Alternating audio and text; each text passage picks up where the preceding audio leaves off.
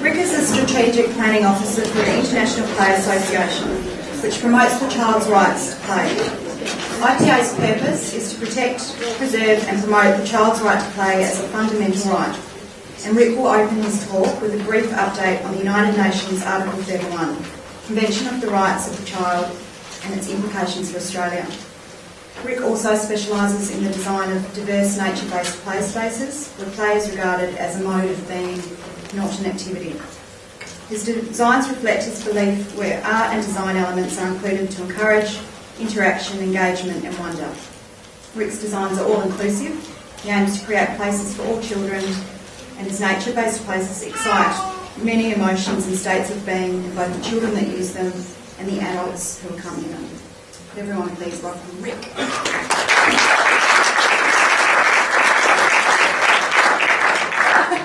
Thanks, Mary. I want a coffee. Thank you very much for your time today. I've just got off the plane.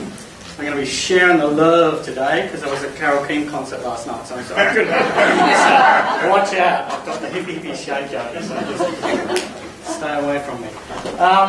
Look, thank you. I'll try and whip through stuff. I'm going to go. I know a little bit of what other people may be talking about this afternoon, so I just wanted to lay a little bit of a foundation for how we can go about things as much as anything else. So there's a little bit of design, a little bit of consultation, a little bit of everything in there. And it's just a bit of a ramble through play and what it can be and how it can happen and those sorts of things. So thank you for mentioning the IPA, which is the International Play Association. So it takes the role they've been given very seriously, and Ric, about 2 years ago, they were given the responsibility to prepare a general comment for the UN. There's been, since the UN was enacted, since the UN CRC, the Convention of the Rights of the Child, was enacted in the 50s, there's been 12 ratified general comments, and this was the 13th, and it went through last week. So that's totally amazing. You can all stand and cheer and jump on the seats. And basically what it's going to do ultimately, very, very quickly, and you can find all this if someone wants to know where the website is, basically it's reminding governments of their responsibilities for allowing and making provision for children to play, to recreate, to engage with the arts and things like that.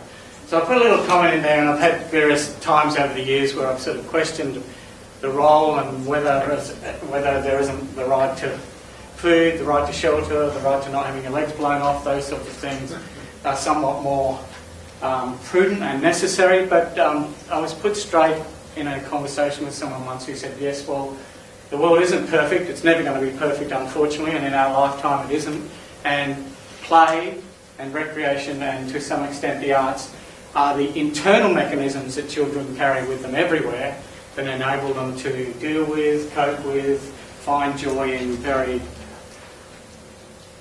unfortunate circumstances, which is just a massive understatement. So his point was that I'd be hopeless at Medicine Sans Frontières anyway because I have side blood, but I can do play and we can make things happen for children so that they can actually use their mechanisms that are within them that aren't adult provided to come to terms with the stuff that's going on around them in their world. So it certainly has a great deal of relevance, and I just wanted to put that one up. There's only a couple more wordy ones.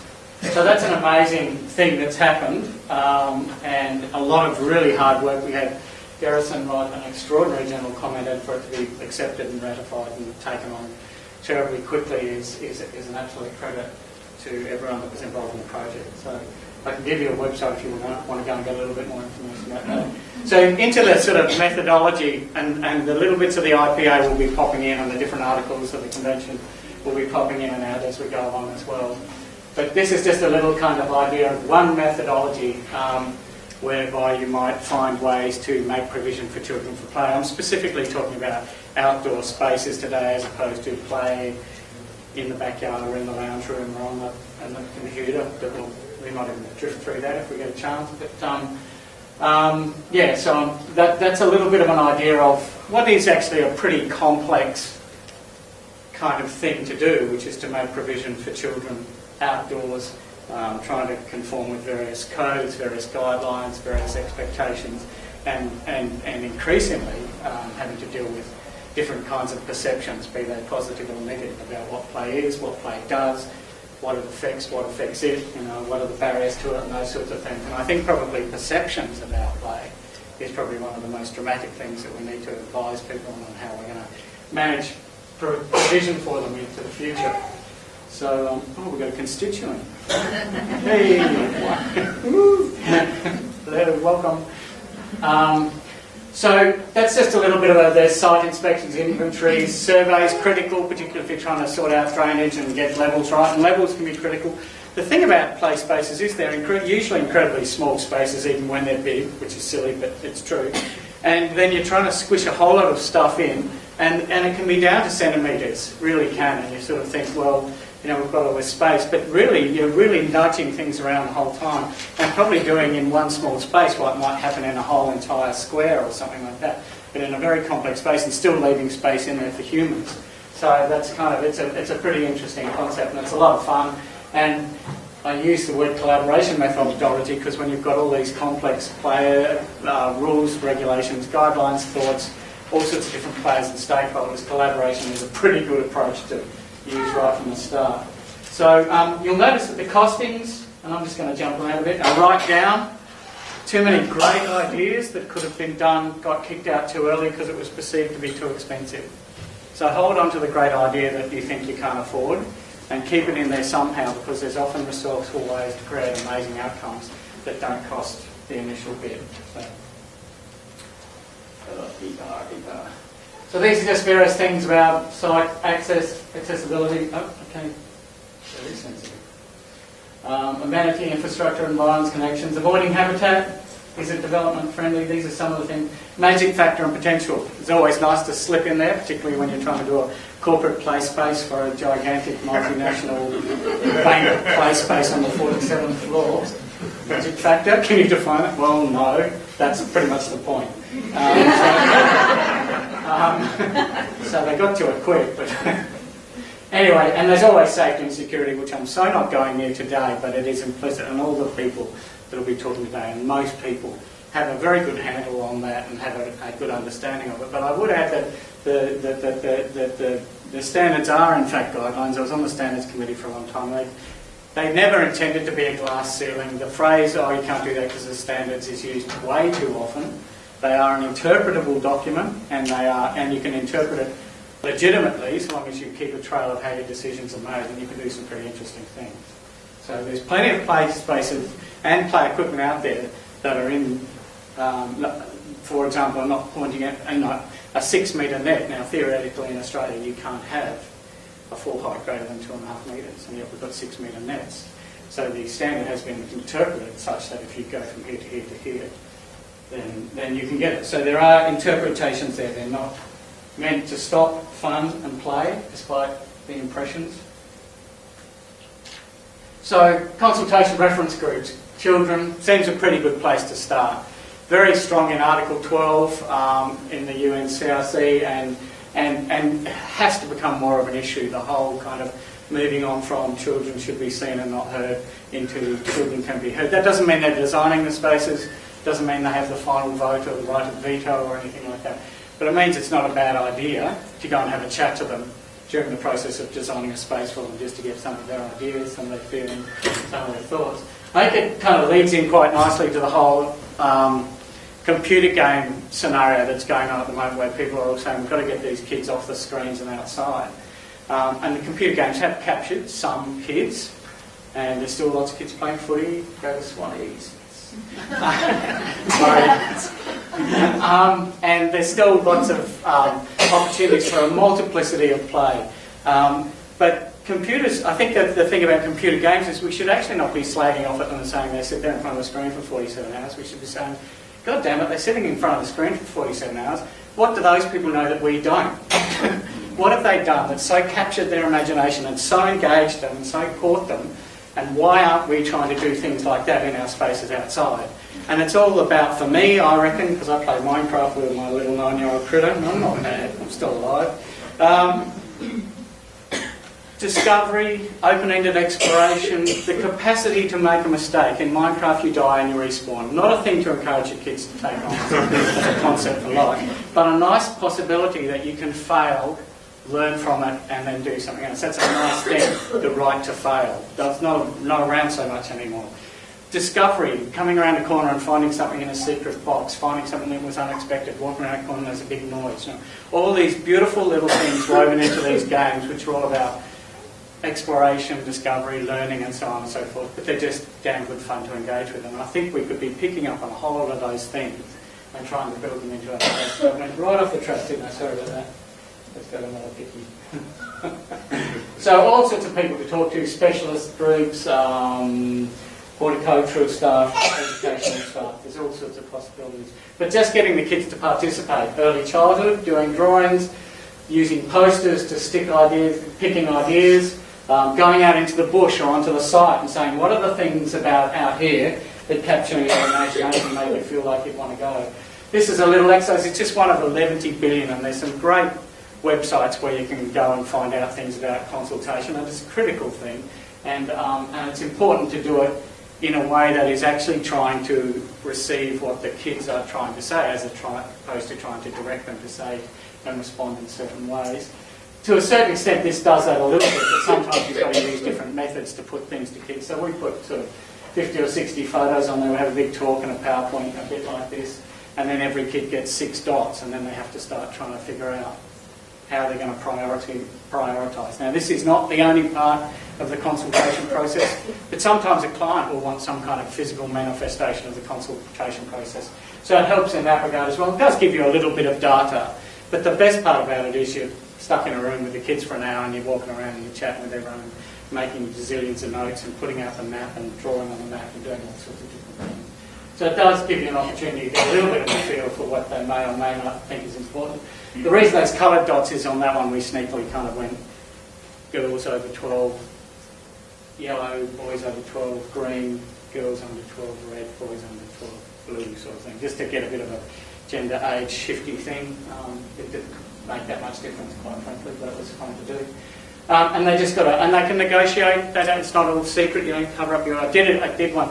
I was talking about Erskineville School. I did one at Redfern School once. It was quite funny because the teachers, not me, and you've got to always be flexible about how these things work. Split the class into boys and girls. Now, it wasn't cool with me. I didn't really think that was necessary, but she did that. So anyway, we did that, and the girls all got together, and the 2 posters came back, the girls and the boys. And the girls' poster had a bunch of dots here, and a bunch of dots here, and a bunch of dots here, and a bunch of dots here. And the boys' poster had 2 dots on every photo. They said, we got it all. And they just go, we got it all. And I said, let me explain the nature of democracy to you. The boys, you're getting nothing. None, 0. There's 47 on the basketball ring, and there's 2 on the lizard. There's 47 on the slide, and there's 2 on the macrame net. You know, it's like, you blew it, you know, you thought you were, and they totally misunderstood the concept of what democracy is. It's hilarious. Not really. So if kids are a bit bored by the design process and the planning process and things, that doesn't mean you dump them by the wayside, because some people are born to make stuff, not to talk about stuff or to read about stuff or to theorise about stuff. So there's always an opportunity within any project to drag in a bunch of kids and get something for them to make, to show what they want, or even to make, to put into the space. And there'll be examples of that after I get through all this wordy bit. Blah, blah, blah, blah. So a little bit about access. Whoop. So it means much more. Access is much more than physical, much more. Oft quoted little percentage, maybe in Australia 5, 6, 7% of people are in a wheelchair because of the symbol potentially, or because of the wheelchair people were the first people that came into the community from all being hidden away, or what. There's an association of disability with wheelchair, but it's a good measure of being able to get to certain spots, and it helps to know what sort of surfaces to do and how to get around. But there is a whole lot of abilities, disabilities, capacities, aspirations, and we're just trying to create spaces where, not where everyone that goes there can do everything, but where everyone that goes there feels welcome, feels engaged, and there's opportunities for them to do a number of things within there that might challenge them and engage them and give them a bit of fun. And it's all got to be about the user focus, so you don't go to the stand and just read the entire stand and try to figure out what you can put in. You decide, you go to the clients and the people with disabilities or the organisations or whatever, and you find out what they want, and then you try and figure out how you can put it in, and then you try and figure out how you can make it conform to the standard. And the disability standard is a bit more, I'm a bear of little brain when it comes to all of this, but the disability standard is much more legislated as opposed to the playground standard, which is more guidelines, and it's clearly going to be the first thing everyone goes to if something goes wrong, but they're different beasties to an extent. So diversity of opportunity, play is not just physical, event, blah, blah, blah, blah, blah. I don't need to read it to you. All sorts of lots of things, and interactive. The main word there, I think, would be interactive and diverse. So naturally I do lots of planting and things like that for all those reasons. I typically do a fair bit of native planting simply because it's going to stay alive. And then supplement it with lots of other little bits and pieces, but you know, here and there, and a bit of colour and a bit of autumn if you wanted, or something like that. So yeah, it does engage children early in the natural habitat, and obviously in urban centres, nature is disappearing more rapidly than we should be trying to cope with. So we're trying to find ways to get more and more nature back into spaces, if only because it provides so many loose parts to the play. I remember a space I did once where I got in, and it had only recently been open, and we'd done this beautiful grove of about 3 dozen casuarinas, but we'd only bought them this big, and they came in one day, and they were all snapped off about 2 inches above the ground. And of course everyone's immediate reaction is vandalism, which I don't cop really. I think vandalism is a bit made up sometimes, and I know it's not other times, and that's a long debate as well. But what it was enthusiastic use, because I kept walking, and around the corner was an entire little, dare I say it, native village made out of casuarina snapped off, and then used all these grass huts, man. So it's like, that's awesome. Please, Clive, can I have some more casuarinas? Can I have slightly bigger ones this time? So, because none of the other plants have been destroyed, just these ones, and someone clearly got into their mind that what better way to make grass huts than to use casuarina branches. Brilliant, beautiful. Annoying. So safety and security, thanks. Yep. Look, there's standards, there's building codes, there's the accessibility code. They do some of this sometimes.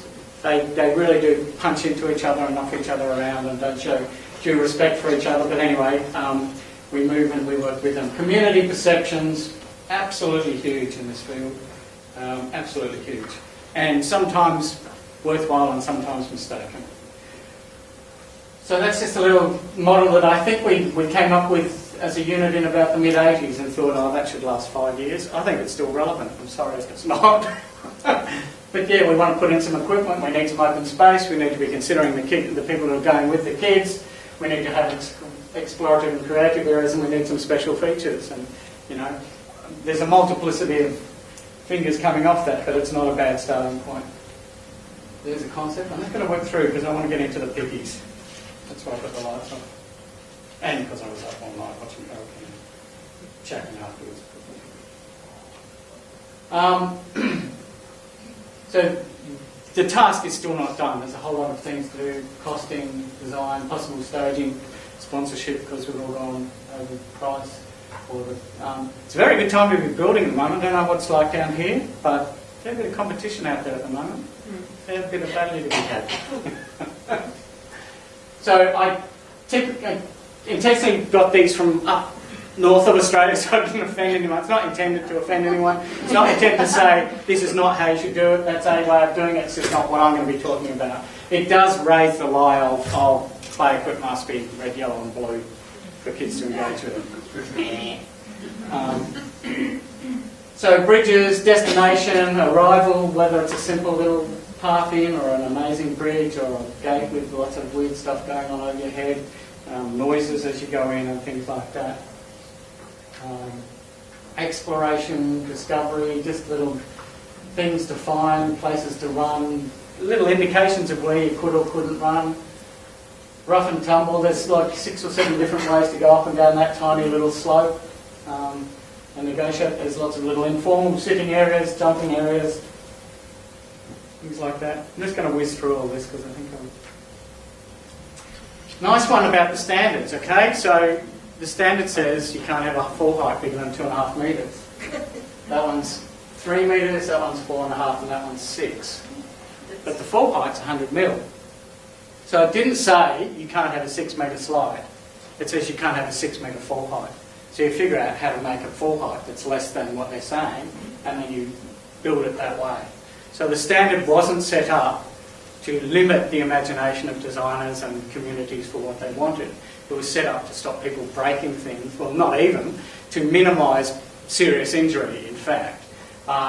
And so all these ways are ways of interpreting the standards that say, well, I want a 6 metre slide, so how am I going to do it?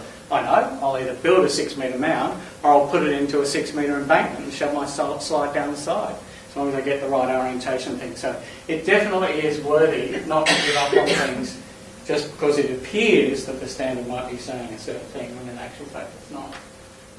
So another thing, swings are very much a social thing as much as an active and an exhilarating thing. Lots of us tend to do this thing where you put a bit of firm impact attenuation immediately in the high wear areas, so the maintenance crews aren't forever going in and getting the softball back in. And then because one, it's hideously expensive, and two, the organic softball is a way, way, way better, in my opinion, impact attenuator in terms of the shape of the bell curve and what you're trying to achieve in terms of spreading the load and diminishing the impact over time. So it's a nice way to help with the management and maintenance, ensure it conforms, make sure there's always some sort of impact attenuation at one of the spots where they're most likely to fall off, and at the same time you get good access in for people with prams or people with a disability, or more and more kids are going to play spaces with grandparents who may have mobility and may not. But they may. Someone's got a sore leg from footy, whatever, and you get into the swing. Oh dear. Do I feel a little oversensitive? Play as a mode of being on activity. Nicely slipped in, Miriam. That's a great thought, isn't it?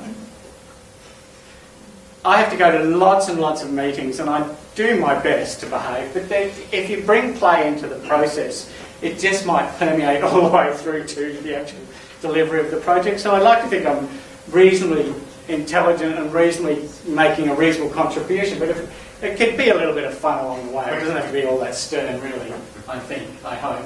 So these are just lots of little ideas. I have a colleague in the audience today who has helped me come up with some of these ideas, and they're great. This is a little system prepared to help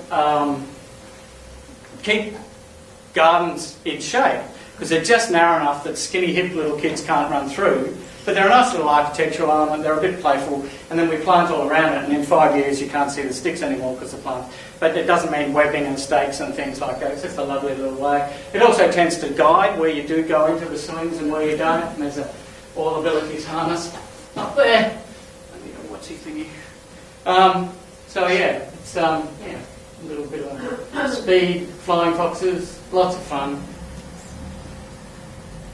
Another one of my little kind of things, I don't do the whole age thing, I don't believe in it. I have two little critters, a 9-year-old and a 5-year-old, and they grew up in the Blue Mountains and they could climb across that ceiling upside down, frankly, because I've been climbing since they were born.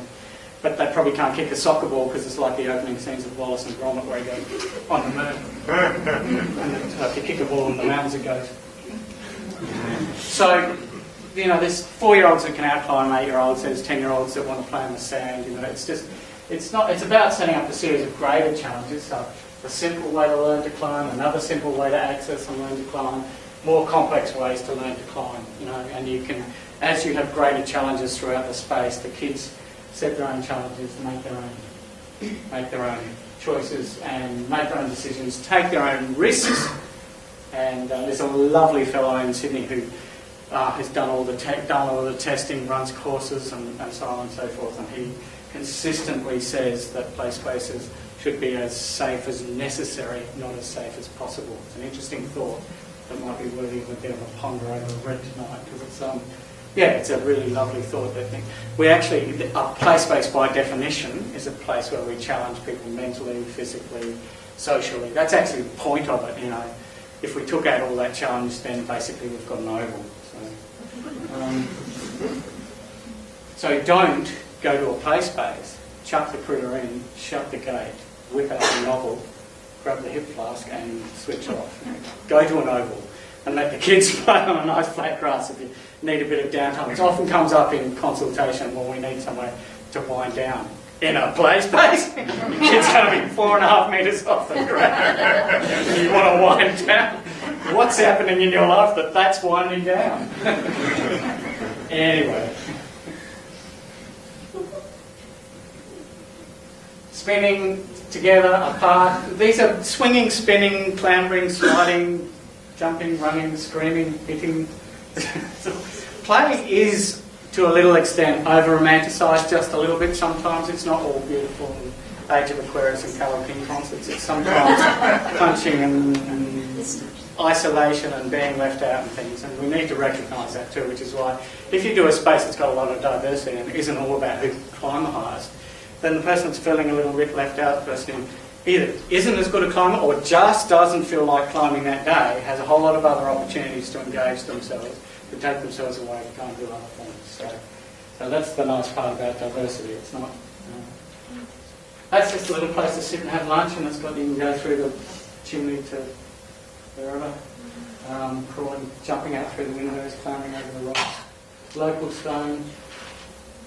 Little bits and pieces of informal sitting just scattered throughout the site. You do tend to want to have the odd formal bench with a back and an arm for the less frail, such as the more frail, whatever, to be able to sit in a chair that's comfortable and they can get themselves up out of and things like that. But there's endless opportunities for getting adults into the space and amongst the play, because that will do as much in terms of managing injury as softball will, because you're there monitoring the behaviour, or better still, engaging in the play. I think it was Oscar Wilde, I'm pretty sure, was said, I'm going to get it right, or I'll be saying dumb. You don't stop playing because you get old because you stop playing. I think that's a nice thought. Light and shade, warm and cool, dark and light. Just amazing what plants can do in a space. You can so dramatically change how you feel about a space going into it. Slow reveal, not getting everything as soon as you walk into space. Plants are great at the slow reveal for blocking off views a little bit. You can still do the thing where you have bushes and grasses to 600 and then the trees are underpruned to 2.5, so you've got a pretty good sightline through the whole space, but it's lovely to do these slow reveal things. These are little suggested things. This is a slow reveal, that's like a 15-year slow reveal, because that's a turpentine seed pod and that's a turpentine. But the tree's got to grow up and start dropping seed pods before people figure out that there's actually a connection. That's a bloody slow reveal. So. This is quite fun, the one at the top, because this was an old ruin. And we put in all the veggies and all the old stuff, you know, there's rosemary and nasturtium and the Chinese jade and all the things that tend to take over. And we did the planting plan. They said, well, why isn't it all in rows? It's like, well, there's no walls in the house, so nobody lives there, so who's tending the garden? So the garden is reclaiming. And that space is disappearing as the plants just creep in and crawl over the years. So it's a long-term sort of thing. Look at it. Look at the wear marks. It's just bleeding obvious, isn't it? Really? And if the people from Kompan didn't look at that and go, how can we reproduce that? And that's that's a coracord net writ large, isn't it? You know, it's just the limbs are just boing boing boing boing boing boing. You'd be up the top before you knew it. Certainly before your parents knew it. Little mini forests for just because. Stuck in cost. Form, colour, scent, texture. This was, I'd love to say, did on purpose, we ordered too much dirt and we're on site. We sat there, the kikuyu took over, the kids started breaking in, we tried to stop them. And they just, by the time we'd almost left the site, there was this trail up this thing. Now, it took a week to go to the council and say, we cannot remove this. We cannot. And they kind of came around in the end, and it's been there ever since, been there 15 years now. And it's just a pile of dirt that was excess to requirements. It got claimed by the grass, claimed by the kids, and it's just got tracks all up it, and it's awesome. Cubbies, not so much. This is kind of cool. It can be a stage, be a cubby, you can hang things over the edge, you can close it in, little growing cubby thingies, a broom and 4 log rounds. Is a cubby. So that's my little secret note to me to say, don't forget to talk about money. You know, $7,500, $6,000, far too much work. A broom and 4 log rounds, you know, $50. So, you know, they've got a cubby, and the kids can do the walls in their head, or we can do it with bushes or whatever, but, you know, you don't say we can't have a cubby because we don't have the $7,000. We say, what is the essence of cubby? Enclosed space, intimate space, gathering space, social space, a little bit hidden. Okay, how do we achieve that? And we haven't got any money.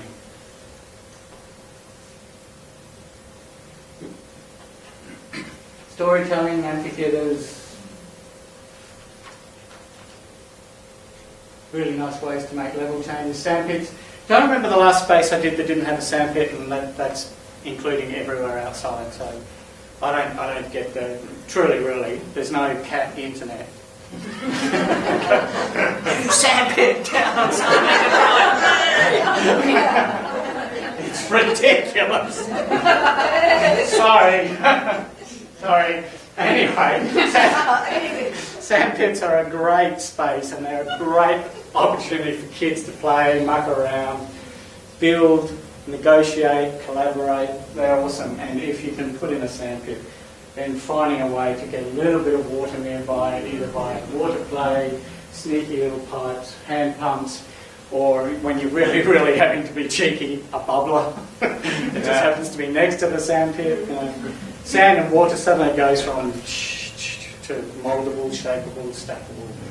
Absolutely unbelievably awesome, and they don't get over it when they leave kindy. Funny little observation. Kids in sandpits, even the kids in primary school will still go to the sandpit a little bit, okay? Parents never go into sandpits. Get a parent on the beach, and they're elbowing the brats out of the way to build the biggest sandcastle. So you can build sandcastles on the beach, but you can't go into a kid's play sandpit and build a sandcastle. Curious. Funny. Lots of musical things. You do have to make a choice whether it's music or noise. That's not a judgment. I'm not saying one's better than the other. They're just different. And that gets to who makes the piece, whether it be a little cheap $500 thing that sort of sounds like an A and sort of sounds like a B, or you go to an artist who makes out something, and instead of being $5,000, it's $4,500, but it's a proper A and a proper B. I'm not saying either one has more or less merit, and frankly, running along the corrugated iron fence with a stick is still pretty good fun. I mean, whipping the tops off the agapanthus while you're at it. I hear that's what happens. Accessibility, inclusion, jumping around, little dingy things in the bridge to make noise, spinny things, accessible sandpits. This was actually one of the first ones I did, and I really love it, and it has a lot of resonance, but it took me till 2 or 3 projects, and it's quite funny. I would always do a space and I go, well, I can't use any of those ideas because I've done that now, so I have to go and do a whole bunch. You know, meanwhile, the council has 150 play spaces that look exactly the same. No disrespect intended, but what I'm saying, I was killing myself trying to come up with a whole new set of ideas for every project. There's nothing wrong with having an idea and trying to make it better on the next one. What we've started to do now when we do this style of accessible sandpit is find a slope in the site and then shove the sandpit into the slope, which means then you can build a bigger sandpit behind it, and then all the kids, the wheelies and the other kids, can get into the same sandpit instead of having a wheelie sandpit and a not wheelie sandpit. It's all one sandpit. And if I'd sort of said, well, I've done that, I can't do it again, so all the other ones now, and then we're developing other little things and different ideas from that. So it's nice to be able to have the permission to muck around, try and find ways to get kids onto slides. You know, this was 12 kids, plus really, really, really beautiful all-ability sandpit right here. No, I want to be in the sand, and I want to be in the chair, and I want to be under a thing, and I want to be. So we all just poured them over their chairs and put them in the sand. So that's really nice. There was a lovely moment too with that previous sandpit when there was a dad in a granddad in a sandpit, and he was standing watching his granddaughter, and she's saying, "Come and play," and he's saying, "Oh, I won't play today in the sandpit." And I said, "Come on, granddad, get in amongst it." He said, "I can't. My knees are shot. If I sit down in that sandpit, I'm never getting up," which was really interesting. And about 15 minutes later, I'd done the circuit, and I came back, and he was standing in one of the bays with the little granddaughter in the elevated sand pit, and building sandcastles, because he'd figured it out. I'll take it. He thought of it. Should have got his name. So theatre for the imagination, that's what it's meant to be. It's meant to just set things up, set up possibilities, muck around with things. There's a little bit of a boat there, which if you row the oars, the water runs sometimes. And it's based on a breaking card pod. There's little mazes, lots of little curious things, ways of going. So that's, 12 months later, it's kicking on pretty quick, which is great. The planting, it can make such a difference. This is, I'm sorry, but this one's now quite high, and there's little tunnels all through it and everything. That's a little bit of art. I mean, some of this is just, seriously, that's pretty gorgeous, really. How could you not kind of... Anyway, it's pretty nice. And it doesn't have to have a theme, and it certainly doesn't have to have a name. And what it really, really doesn't have to have is a A4 page on bronze plaque explaining how Icarus flew into the sun and his wings crashed into the earth and turned into an art park. It's just ridiculous to talk to a 5-year-old.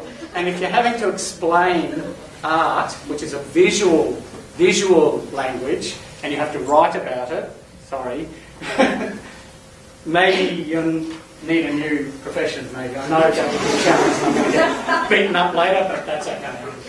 Wouldn't be the first one.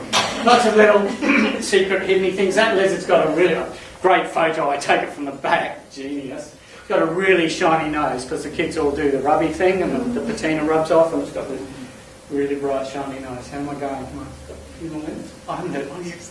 You doing the 5-minute thingy? Yeah, oh, sweet. 10 more? Yep. Okay. Little silliness. It was just a bit of fun. So we've got Auslan and Braille. Stick it into the space. We didn't do. It would have been really easy to go down the avenue of love, unity, harmony. They're not great signs. They're actually kind of naff, really. And we can all do love, hate pretty comfortably without using Auslan. So we picked a whole, kangaroo is kind of hilarious, and music is really fun, and exercise is kind of vigorous, and so we've done the letter and the thingy, whatever word, Auslan and Braille, a little symbol for the thing, a little symbol for how you do the sign, and actually Ding light went off on the second project when we did it, because we started then associating the word with an activity in the space. So no, we didn't let loose 14 kangaroos into the space, but we put the music symbol, sign, next to the music that was in the footpath. We put the Z was zoom off, so we actually ran it down the side of the slide. So here's the symbol, the sign and the little plaque is here, but zoom off goes down here. Up is on a path that, curious enough, goes up. So we started to kind of, that was ice cream. So we got a whole bunch of ice creams made. It's pretty fun. You can muck around with it. These are all stuff made by the kids. So these are the kids that thought planning and listening to me rave on was pretty naff. So they went away with art workers and we made all sorts of different mosaics and things. 5 of them I picked up mosaic, tiles, all these. It can be a little bit if you're ancient, 40 or something, and seen lots of them. But if you're 5 and you're actually making it, and it's going into a space, and you take your mum down, and you take your brother down, and you can show people what you made in a public space, so it's pretty cool. So it's and it's a doable thing to do. There's other things to do as well, but these were all made by the kids. They weren't laid by the kids, okay? Into a wet con. This was working in Geelong with a bunch of children with disabilities, high level of disability. Some genius thought on opening. So these are all pebbles. This is just a bit of concrete pipe, grouted concrete, little pebbles, all hand painted. Thousands of them. Some genius decided, wouldn't it be nice on the day of the opening with ermine-suited mares and triple-breasted suited pollies roaming around all puffing up, that we got the kids who made the things stick on a pebble each. So you had these little Daleks with a painted pebble with liquid cement. I It was pretty funny. Everyone, I wasn't the only one thinking it was funny. It was pretty funny. But it was pretty playful too, and they were so proud, and it was an amazing event, and we eventually got most of the pebbles onto the thing, and most of the liquid cement off the ermine suit.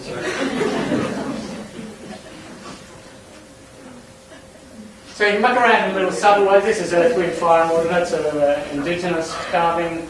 This one was quite fun.